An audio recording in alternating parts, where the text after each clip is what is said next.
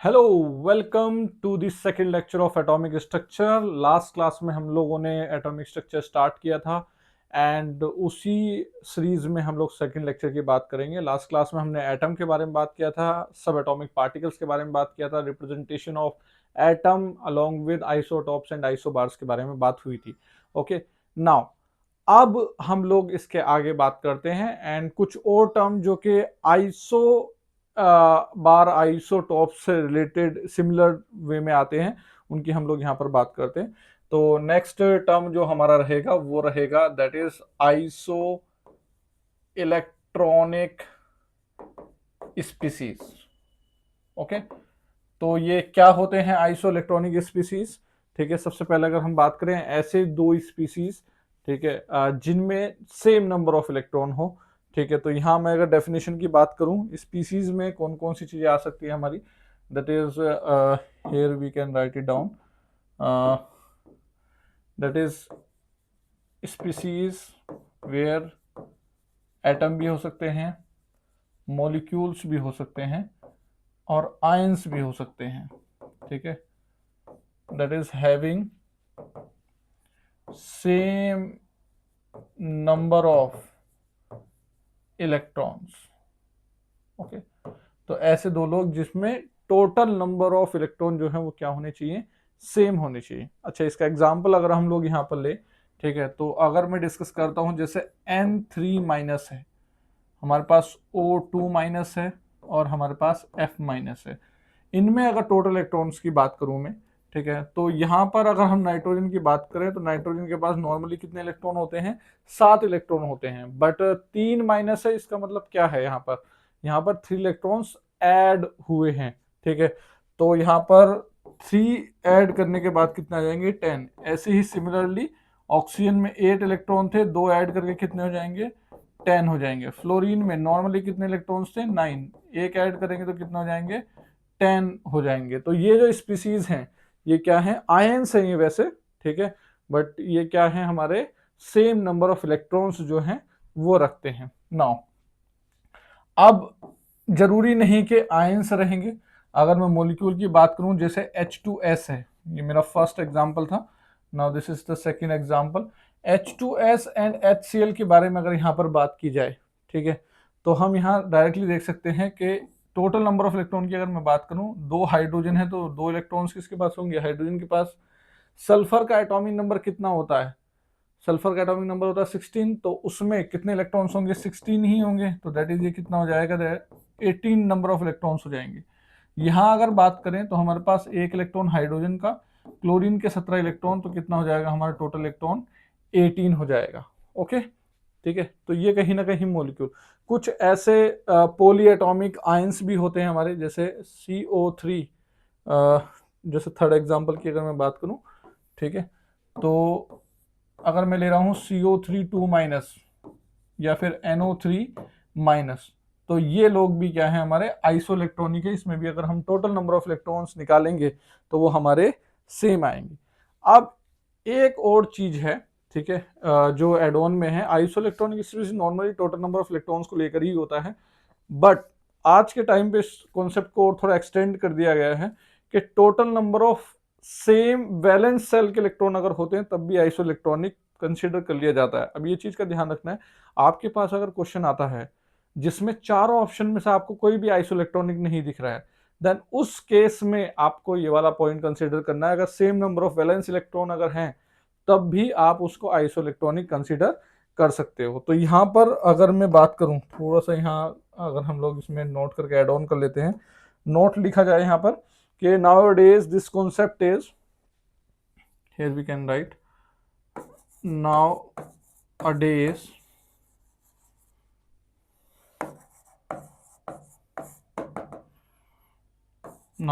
this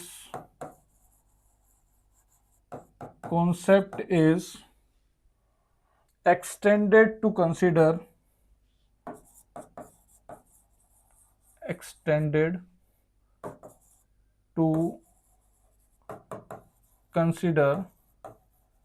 same number of the same valence shell electron, same valence shell electrons. Okay, now ये बात हुई हमारी iso electronic के बारे में। नेक्स्ट अगर हम लोग यहाँ पर बात करें, अच्छा किसी को लिखना है तो वो इतने लिख सकते हैं, दैट इज नोट जो भी हमारा है, ठीक है। ओके, नाउ नेक्स्ट इसमें अगर हम लोग बात करें, ठीक है, तो हमारा होता है नेक्स्ट टर्म जो कि जिसे हम बोलेंगे फोर्थ, वो होता है हमारा isosters. Fourth one is iso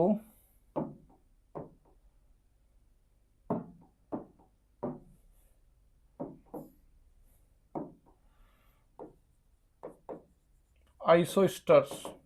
okay, so isosters क्या होते हैं? ऐसे स्पीसीज होते हैं जिसमें सेम नंबर ऑफ इलेक्ट्रॉन के साथ साथ सेम नंबर ऑफ एटम भी होते हैं। तो यहां अगर हम लिखें दैट इज स्पीसीज हैविंग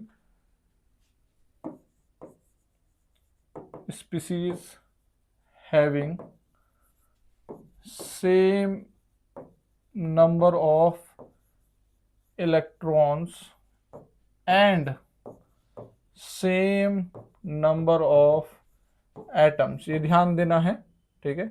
यहाँ पर सिर्फ इलेक्ट्रॉन की बात नहीं हो रही है, यहाँ पर एटम की भी सेम बात हो रही है। दोनों कंडीशन अगर वैलिडेट करेंगी तभी जाकर हम उसको आइसोस्टर्स बोलेंगे। ओके, एग्जाम्पल की अगर यहाँ पर मैं बात करूं, ठीक है। अच्छा, ये तो हम डायरेक्टली बोल सकते हैं कि सेम नंबर ऑफ इलेक्ट्रॉन तो हर किसी में रहेगा, ठीक है।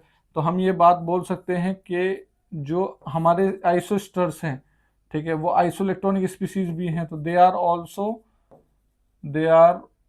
Also iso electronic species.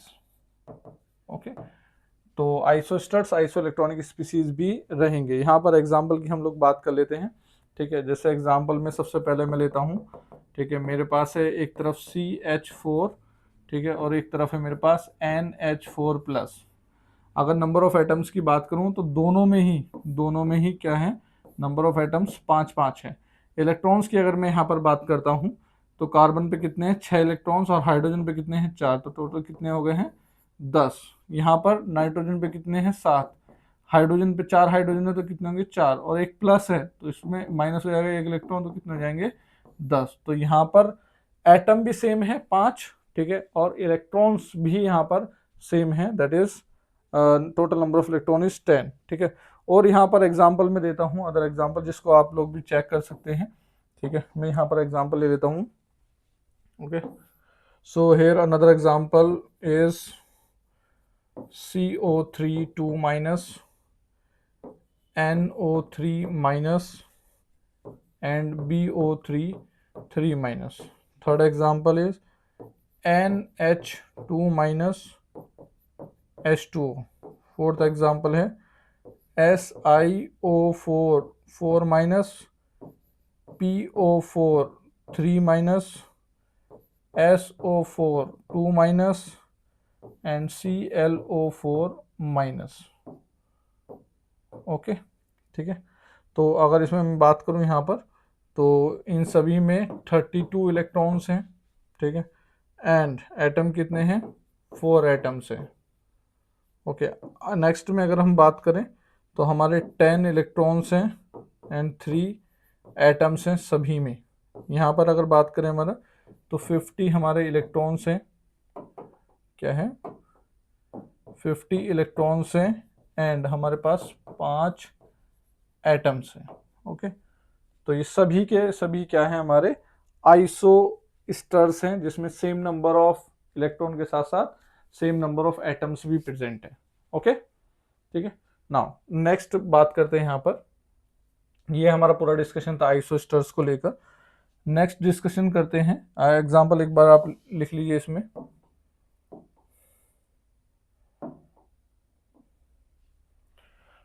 Now next term है हमारा isodiaphers.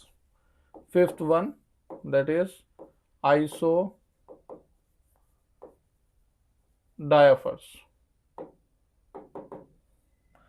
Isodiaphers basically क्या होते हैं, ऐसे स्पीसीज जिनके बीच में number of neutron and proton का जो डिफरेंस है वो क्या होता है, कांस्टेंट। यहाँ पर एक बार डेफिनेशन लिख लेते हैं, स्पीसीज हैविंग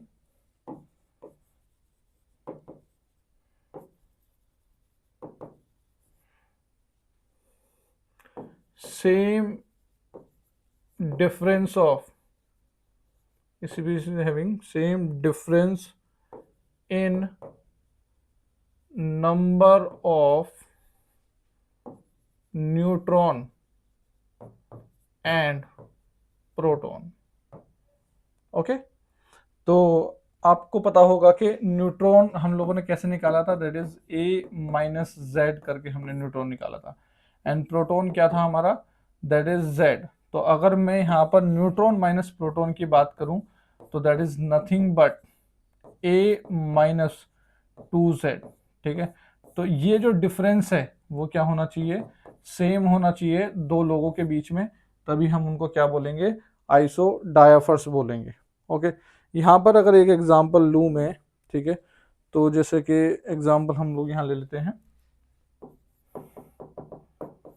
मेरे पास कुछ स्पीसीज हैं, phosphorus that is 1531, chlorine 1735, sodium 1123, ठीक है, एल्यूमिनियम दैट इज 1327, पोटेशियम ले लेते या फ्लोरीन ले लेते हैं, that is 9 and 19।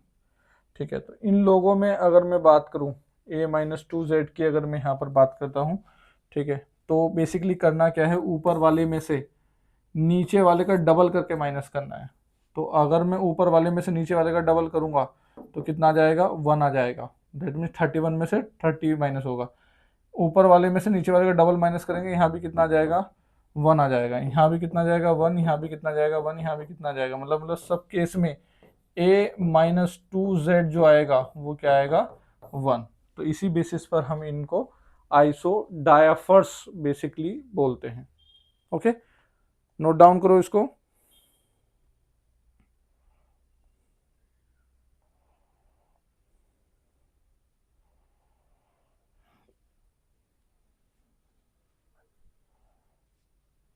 Okay, clear है। नाउ नेक्स्ट लास्ट टर्म पे हम चलते हैं इसमें, and that is sixth one, isotones. Isotones ऐसे दो लोग जिनमें सेम नंबर ऑफ न्यूट्रॉन हो, ठीक है, उन्हें क्या बोलते हैं हम लोग, आइसोटोन्स बोलते हैं। तो species having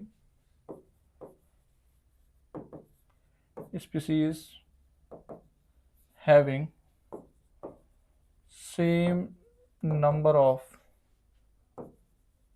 neutrons, species having same number of neutrons. अब नाउ इसमें अगर एग्जांपल की बात करें हम लोग, तो एग्जांपल में हमारा आता है दैट इज सोडियम मैग्नीशियम। इनकी अगर बात करते हैं हम लोग, तो हम लोग न्यूट्रॉन कैसे निकालते हैं, न्यूट्रॉन निकालते हैं a माइनस जेड करके निकालते हैं। ठीक है, तो क्या होगा, 23 माइनस 11 दैट इज 12। ठीक है, यहाँ पर क्या होगा,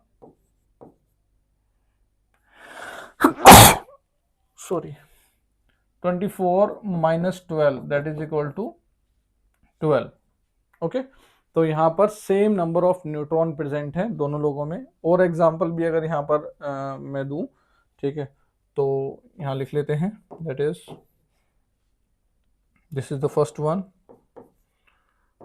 सेकंड जिनमें सेम नंबर ऑफ न्यूट्रॉन्स रहेगा, that is fluorine 9 19 and oxygen 8 18। Third अगर हम लोग यहाँ पर देखें, ठीक है, तो वो होगा carbon 6 14 and oxygen 8 16। Fourth example is phosphorus 31 and sulphur 32। ये सभी लोगों में सेम नंबर ऑफ न्यूट्रॉन्स जो है वो प्रेजेंट है। आप लोग चेक कर सकते हैं आराम से। ओके, अब यहां पर एक क्वेश्चन लेते हैं हम लोग, इसके बाद ये नोट डाउन करो आप।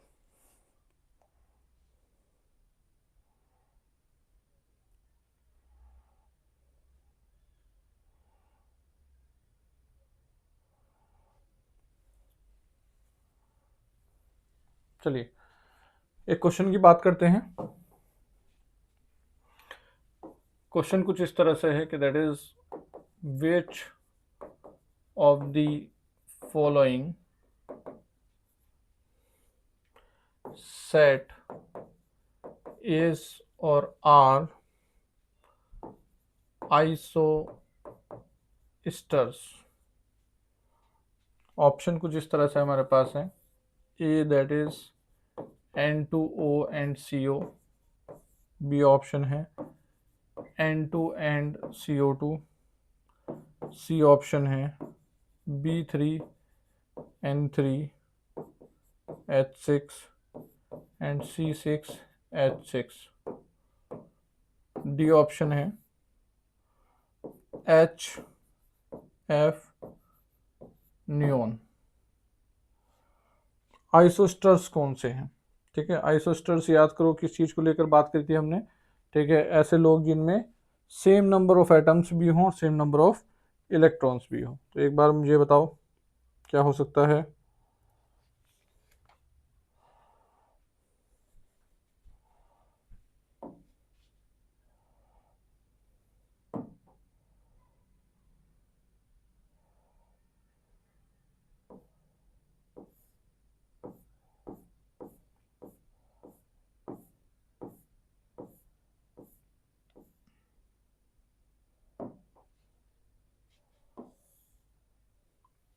चेक करके बताया जाए जल्दी।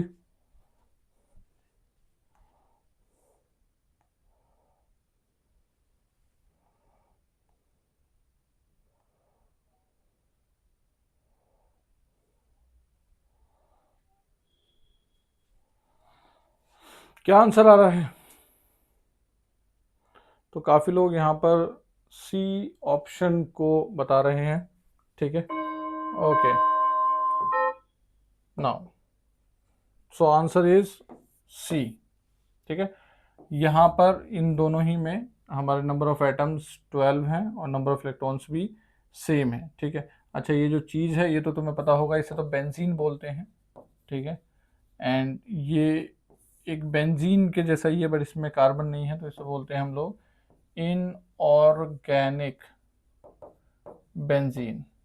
ठीक है, जिसे हम लोग प्यार से बोराजीन भी बोलते हैं। ओके, ठीक है, तो ये था एक क्वेश्चन। नाउ नेक्स्ट चीज पे चलते हैं।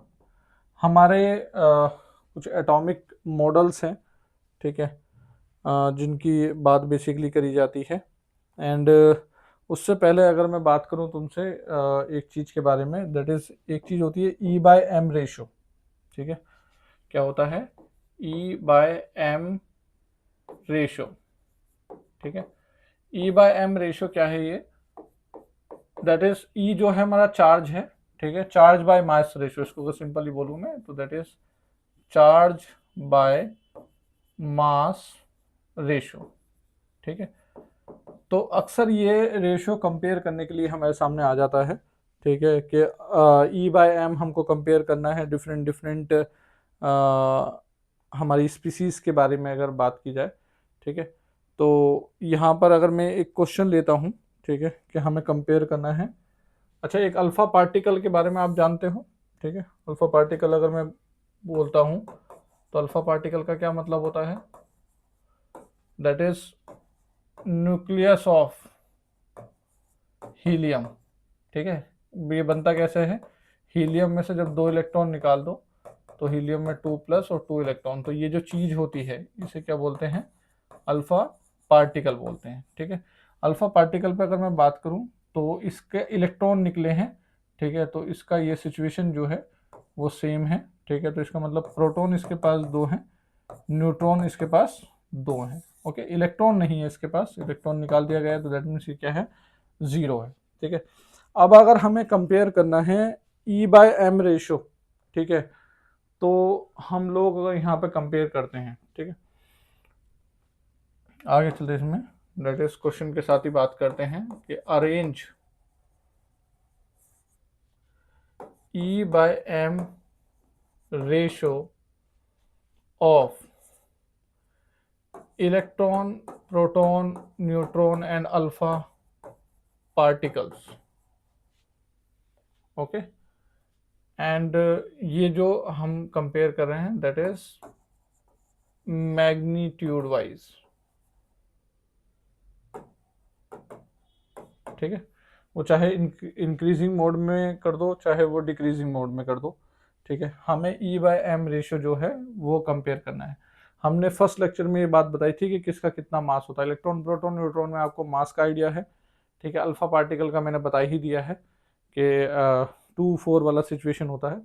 तो यहाँ पर अगर हम लोग कंपेयर करेंगे, ठीक है, यहाँ पर अगर हम कंपेयर करते हैं, ठीक है, तो कुछ ऐसा देखते हैं कि इलेक्ट्रॉन का तो नेगेटिव चार्ज है बट मैग्नीट्यूड वाइज बोला है तो इसलिए कोई दिक्कत वाली बात है नहीं है, ठीक है।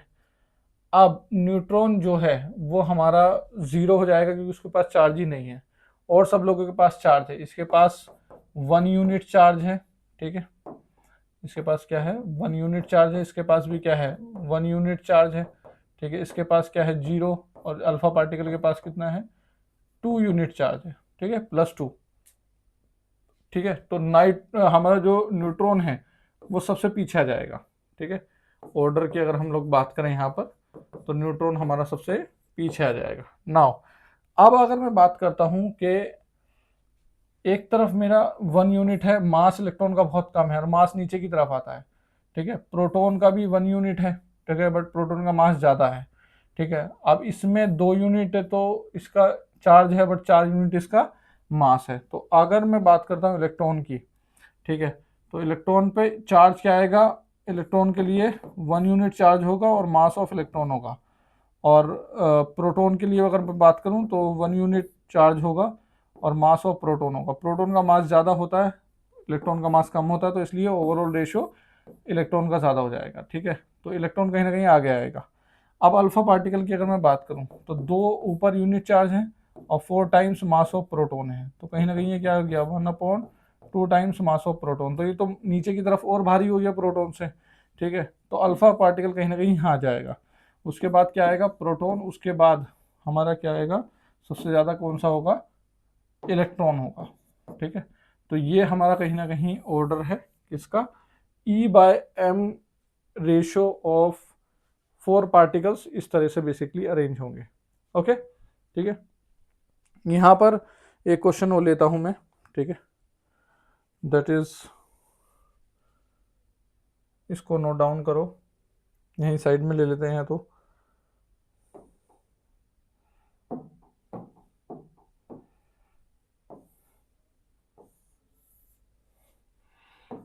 क्वेश्चन कुछ इस तरह से है कि E/m